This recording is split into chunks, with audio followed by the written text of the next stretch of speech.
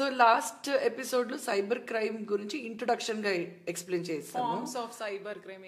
Correct. So ఈ cyber crime వల్ల ఒక ఉమెన్ ఎలాంటివి ప్రాబ్లమ్స్ ని ఫేస్ చేస్తుంది అంటే to begin with sleep disturbance దగ్గర నుంచి, అంటే అది చాలా చిన్న విషయం but it impacts her life కదా, ఎందుకంటే ఇదంతా టెన్షన్ క్రియేట్ అవుతుంది. ఇప్పుడు డీప్ ఫేక్ కానివ్వండి, లేకపోతే ఇన్స్టాలో అన్నెసెసరీ మెసేజెస్, లేకపోతే తను స్టాక్ చేస్తున్నట్టు ఎవరో అలా ఫియర్ ఇవ్వడము, లేకపోతే ఇంటిమిడేటింగ్ మెసేజెస్, భయం కలిగించడము, బుల్లీ చేయడం, ఇలా రకరకాల ఫార్మ్స్ లో ఉన్నాయి. కాబట్టి ఎవరైతే తనకి గురయ్యారో ఆ విక్టిమ్ ఏంటంటే చిన్న స్లీప్ డిస్టర్బెన్స్ దగ్గర నుంచి అది సూసైడ్ కి కూడా దారి తీయొచ్చు. కరెక్ట్. వాళ్ళు సూసైడ్ అటెంప్ట్స్ కూడా చేసుకున్నవి ఉంటాయి.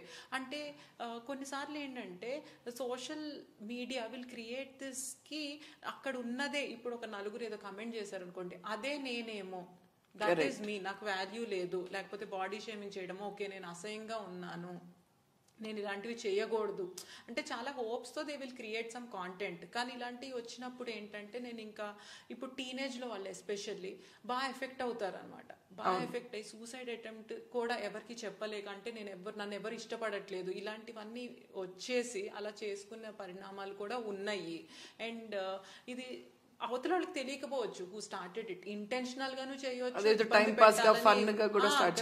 లేకపోతే ఏదో ఫన్ గా టీజ్ చేద్దాం అన్నది కూడా ఇలాంటి వాటికి దారి తీస్తుంది. So this is very sensitive issue and everybody should be aware of it. And ఇది అలా చూస్తే ఇది నిదానంగా చూస్తూ ఒక స్ట్రెస్ కూడా డెవలప్ అయిపోతుంది దీంతో. అవును, దానివల్ల ఒక స్ట్రెస్ డెవలప్ అవుతుంది.